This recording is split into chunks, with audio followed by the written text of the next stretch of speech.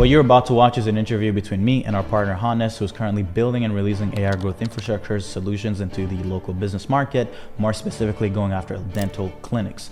We partnered up together almost a year ago, I believe, and at first it had nothing to do with AI because we weren't necessarily going all in with AI back then, but he was interested in our fulfillment model, which is the build and release model. He was tired of running an advertising agency, selling monthly services and getting monthly retainers, because even if you do figure out how to acquire clients, which is already hard enough, in this interview you guys will hear him say that he believes that getting to 20K a month as an agency owner is almost as hard as getting to 100K a month a few years ago because of how competitive space has become. And even if you were to get good at acquiring clients and actually delivering results, you know that you end up with low margins and a whole lot of stress because your operations are so complex, right? So he was tired of running that way, and he decided to partner with us to help him kind of like get into this idea of productizing his services and selling it as a system, as an infrastructure.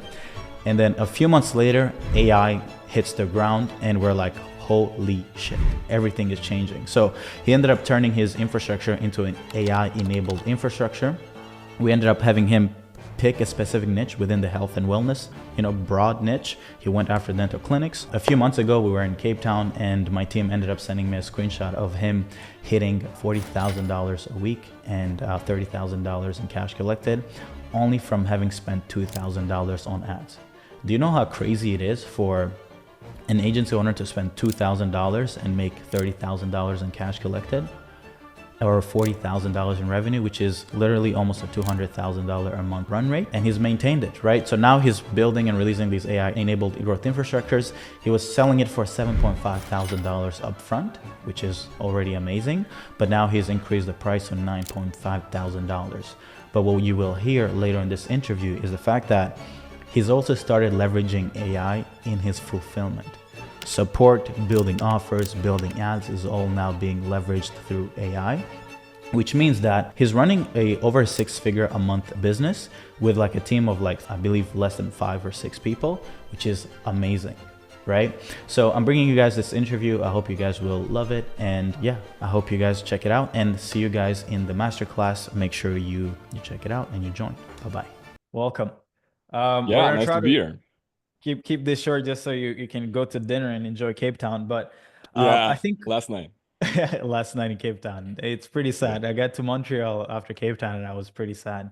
But I think what would be the best place is tell people what you're doing right now, but then go back to like what were you doing before kind of like you started doing this AI kind of like offer.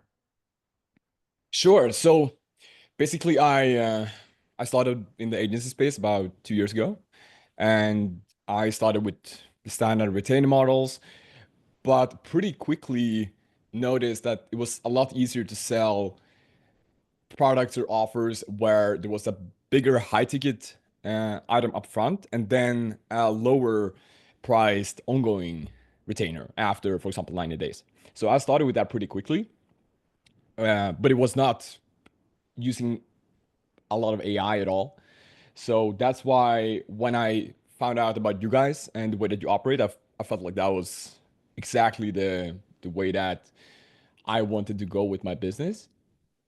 And I mean, in summary, it's allowed me to have the same type of team size and operational complexity at 100 plus K as I had at 20K per month without AI. And I mean, that's the biggest thing that everyone is describing with agencies or with service businesses, that it's a great way to make quick cash, but after 20 or 50K, it becomes a lot harder to scale. But if you're able to incorporate AI with the tools that now exist, then you can easily, like 20K a few years ago is like scaling to, I don't know, like easily 100 plus K, maybe even more than that today, which I find super fascinating. And I don't think that's the top level either. I think that constantly just adding AI in the places where you normally have people do things allows you to take it even further in terms of scalability. So So that's what I'm working on right now. what were you selling before? So I was selling online ad management, and it was still structured as a setup fee and then performance fee after, or actually the performance fee started right away, but the only uh, fixed fee was the upfront fee, Okay. and now it's evolved into online ads plus uh, an AI infrastructure with lead nurturing and other campaigns outside of online ads, which allows them to get in more leads without having to spend money on ads. Okay. And were you going after dental clinics before too, or no? No. So previously it was more broad with health and wellness, but then when I started working with you guys and we switched from cold email, so that was basically the only acquisition channel previously, Okay. and I onboarded a closer, and I quickly realized that it was going to be hard to keep getting 4 to 5 meetings every day, which is cold email. So I was like, I need to, especially last year when cold email just dropped like crazy, and I know it's even harder now in terms of deliverability. So I saw that online ads was the way to go, and in order to get that to work, it's a lot easier to niche down.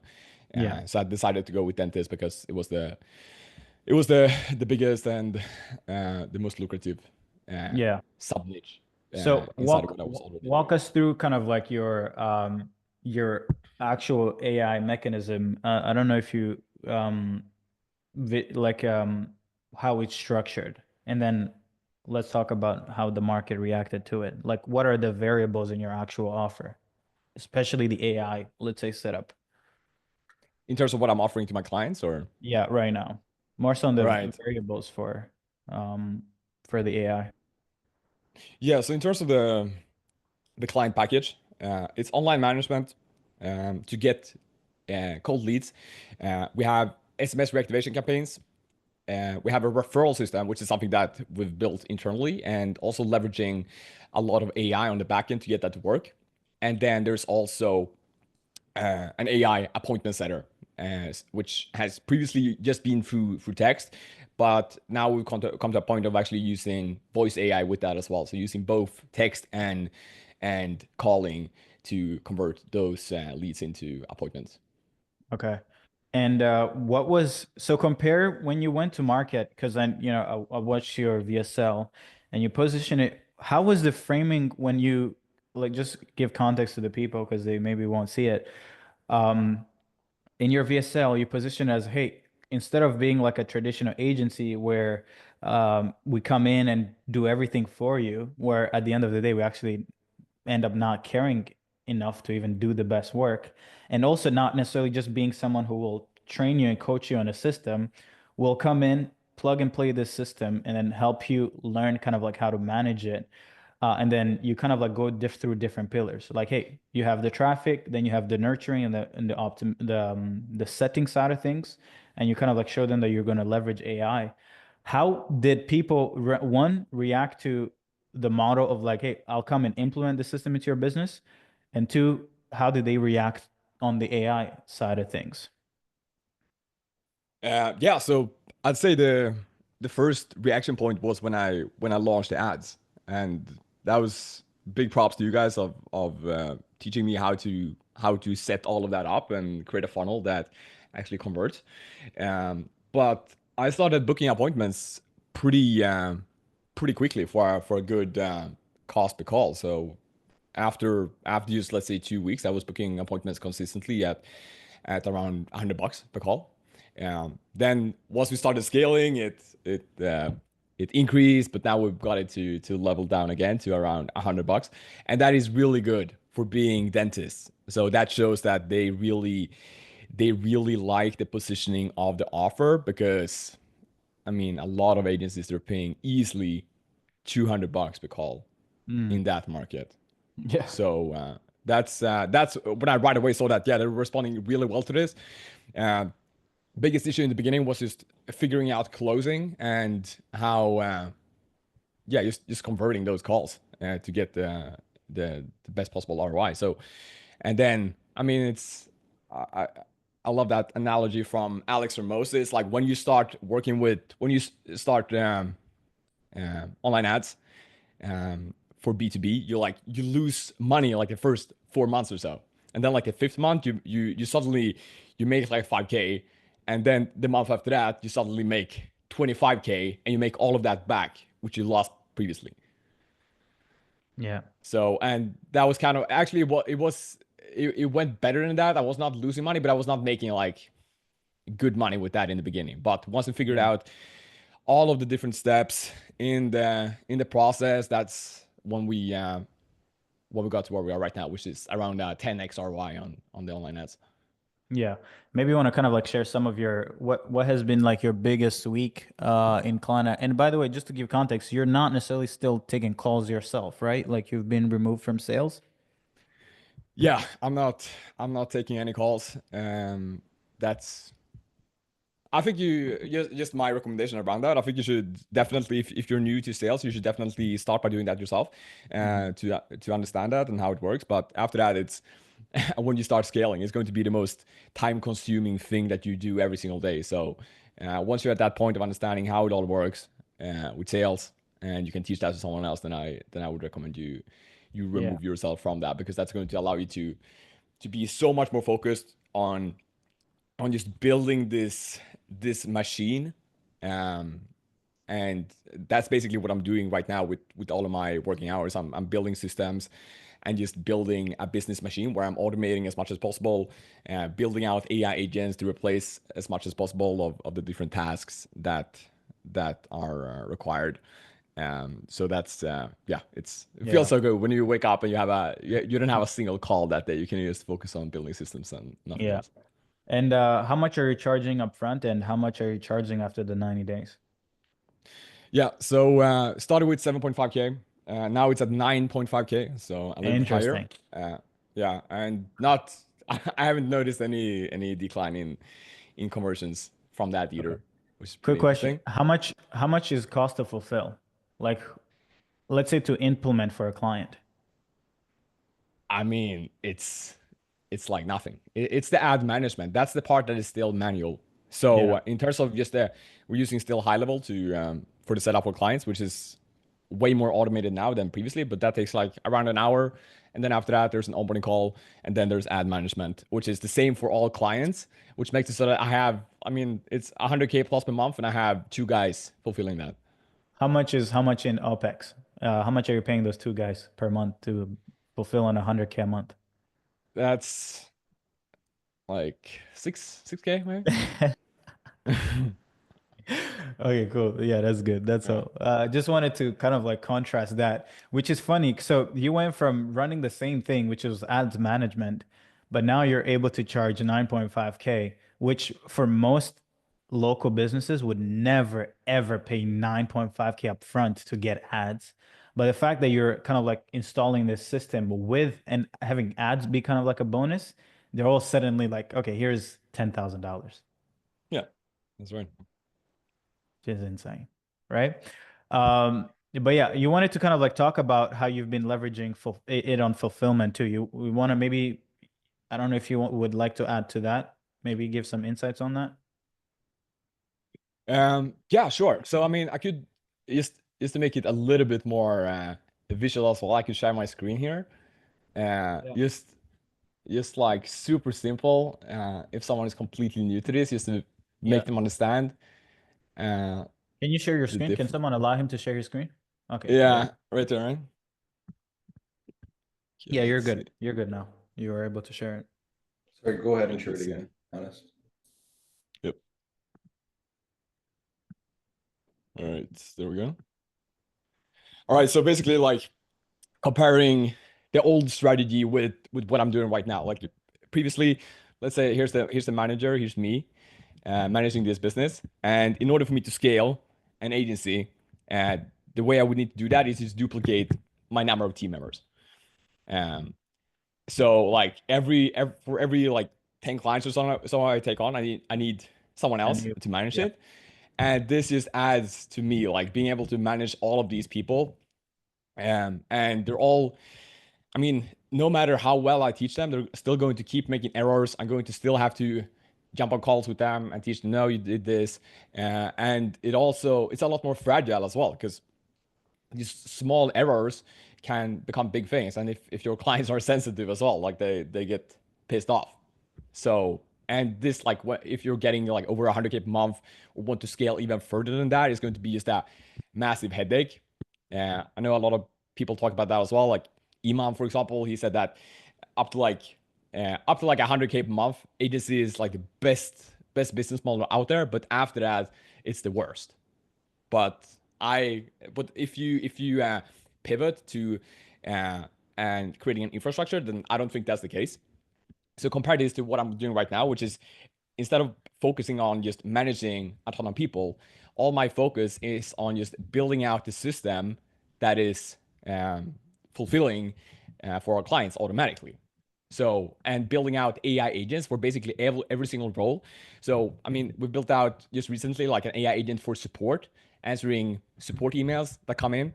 We have an agent for offer creation. So, like deciding on, okay, the clients come in and they're like, okay, what should we advertise? Okay, there's a chat bot which they can chat with, and that recommends which treatments are going to convert the best. And if the client is like, I want to advertise this, then the AI agent can be like, no, we've seen that not work so well. So instead of my ad manager having to deal with all of that during the onboarding call, we can just take care of that without any human interaction.